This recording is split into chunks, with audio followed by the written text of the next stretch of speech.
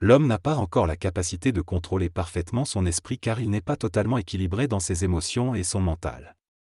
Sa structure psychologique est encore trop faible pour supporter l'énergie de son esprit. Plus l'homme évoluera, plus il aura la capacité de contrôler son esprit en intégrant son essence spirituelle dans une structure humaine évoluée. Actuellement, l'homme peut contrôler son esprit relativement bien dans le monde matériel, mais lorsqu'il entre en contact avec l'énergie de son esprit, il se rend compte qu'il manque de contrôle. Dans son évolution, il devra intégrer son énergie avec ses plans inférieurs, ce qui nécessitera une transmutation de sa conscience planétaire en conscience cosmique. Ainsi, l'homme pourra vivre l'équivalence entre l'énergie de sa conscience créative et les mécanismes de son ego. Contrôler son esprit signifie avoir le contrôle de l'énergie de l'esprit, qui est souvent dissipée à travers une infrastructure psychophysique qui n'est pas ajustée à son taux vibratoire. L'objectif est que l'homme puisse ajuster ses sens et ses centres vibratoirement à l'esprit, afin de ne pas perdre d'énergie et de pouvoir contrôler efficacement son esprit. L'homme doit être capable de contrôler son esprit et son énergie. Cela lui permettra d'ordonner à la matière et de créer un équilibre entre le monde matériel et le monde éthérique. Cependant, avant d'atteindre ce contrôle, l'homme peut vivre des phases où il a l'impression de ne pas avoir le contrôle de son esprit. Cela est dû aux mécanismes de l'ego qui sont basés sur l'émotion, ce qui empêche l'homme de contrôler son énergie. L'énergie cosmique de l'homme peut s'adapter à l'éthérique, où elle est libre, mais pas au planétaire, où elle causerait des dommages. La vie est le mouvement de l'énergie qui fait évoluer le matériel. Ainsi, pour apprivoiser son esprit et intégrer son énergie, l'homme doit laisser les forces de vie faire éclater les configurations psychologiques de son mental, de la même manière que le matériel évolue.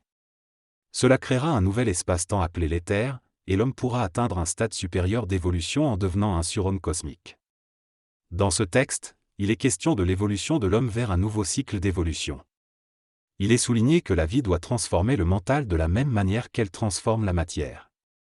Pour cela, l'esprit doit être intégré dans les catégories psychologiques de l'homme et transposé par l'énergie.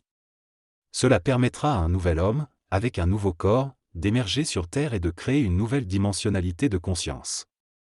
Cependant, pour l'instant, nous ne sommes pas encore suffisamment intégrés pour contrôler notre esprit totalement. Lorsqu'il y a trop d'énergie d'esprit en nous, nous devenons fous car nous ne pouvons pas supporter cette lumière.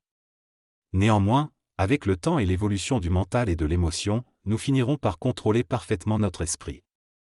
T sera intégré dans le mental, prenant la place de notre faux esprit basé sur notre conscience animale. Ce contrôle de l'esprit permettra de répondre aux besoins créatifs de l'homme. Il est également souligné que l'esprit n'est pas une entité, mais une force. Actuellement, notre seul moyen d'interagir avec l'esprit est à travers les formes pensées, qui sont une structure temporaire permettant à l'énergie de l'esprit de pénétrer dans le mental de l'homme. Cependant, un jour l'homme devra réaliser l'illusion des pensées et vivre dans un plan mental dense qui sera un centre d'énergie en échange constant avec l'univers. L'énergie de l'esprit est source d'une volonté unique chez l'homme nouveau, une volonté équilibrée entre l'émotion et le mental, dépourvue des catégories de l'ego. Cependant, tant que l'homme aura peur d'être confronté à cette énergie et de l'intégrer pleinement, il ne pourra pas prétendre avoir le pouvoir sur son esprit. La confiance en soi et la suppression des obstacles de l'ego sont nécessaires pour permettre à l'esprit de prendre le contrôle de la vie de l'homme. L'esprit est à comprendre à travers une exploration philosophique de la conscience mentale et de l'énergie, afin de se libérer des conditionnements psychologiques et de découvrir les vastes domaines de l'homme nouveau. Cependant, le concept même de esprit est une création psychologique limitant la connexion entre l'infini de l'énergie et la limitation de la psychologie humaine. L'homme doit lutter pour faire éclater la vie en lui, en permettant à l'énergie de se transmuter continuellement. Lorsque le pouvoir de l'ego sur l'esprit sera renversé, l'homme vivra pleinement du pouvoir de son esprit. Dans ce texte, l'auteur explique que l'homme n'a plus à craindre l'esprit et l'énergie, car tout ce qui est énergie est parfait. Cependant, l'imperfection vient du phénomène de la mémoire qui limite l'énergie infinie et sensorielle de l'homme. L'auteur se demande pourquoi l'homme utilise la mémoire et les mots pour contrôler sa vie plutôt que de se connecter à son esprit. Il souligne la différence entre la vie et l'esprit, et affirme que l'homme se bloque de l'énergie en se focalisant sur les conditions inférieures de sa vie. Il imagine un homme libre dans l'esprit, libéré de la crainte et de l'inquiétude qui créent une perte d'énergie et peuvent conduire au cancer. Lorsque l'homme pourra absorber toute son énergie et esprit, il sera capable de passer d'un plan à l'autre et de se connecter à d'autres intelligences. L'auteur conclut en affirmant que nous avons beaucoup à apprendre et que nous devons définir la liaison entre notre esprit et notre ego pour être pleinement libre. Lorsque l'homme est capable de dépasser sa condition psychologique, il entre dans une nouvelle condition de vie qui le transforme en un nouvel individu. Il commence à prendre le contrôle de son esprit et de son énergie, vivant désormais de cette énergie. Au fil du temps, il découvre les subtilités de la relation entre son énergie et lui-même, mais cela dépasse le domaine de son ego.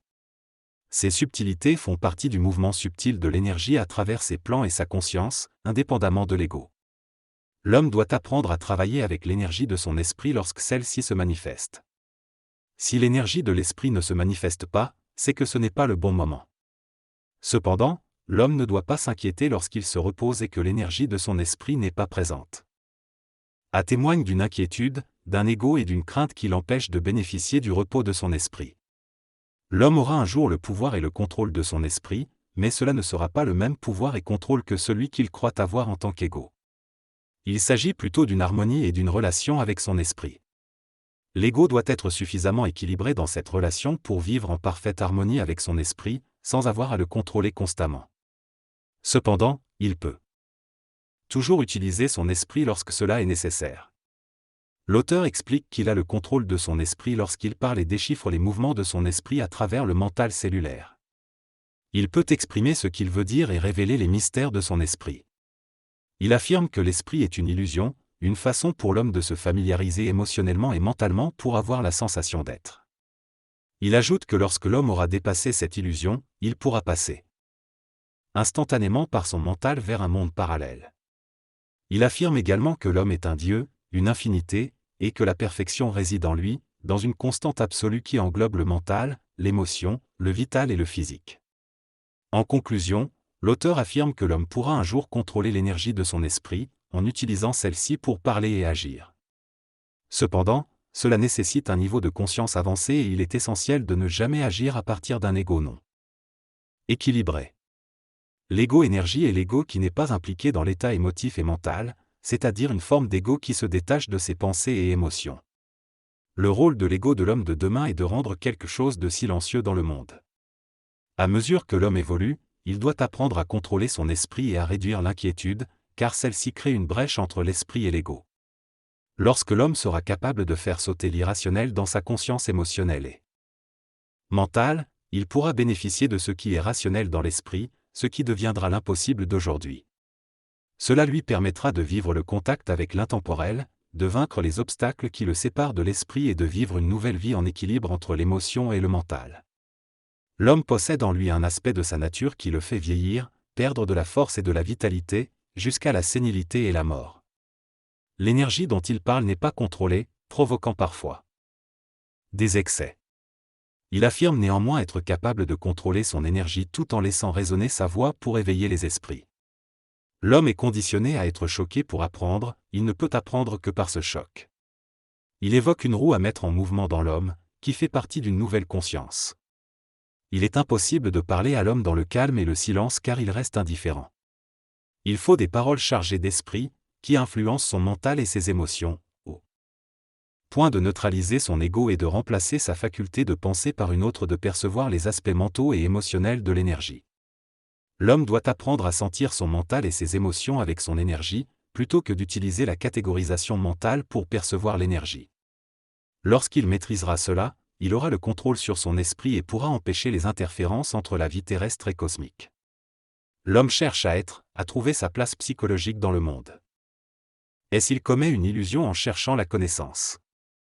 La connaissance ne doit être qu'un moyen pour l'esprit de l'homme inconscient d'explorer de nouvelles voies créatives avec son énergie, pour éventuellement vivre d'une manière énergétique dans le mental, l'émotion et le vital et explorer la qualité créative de la vie.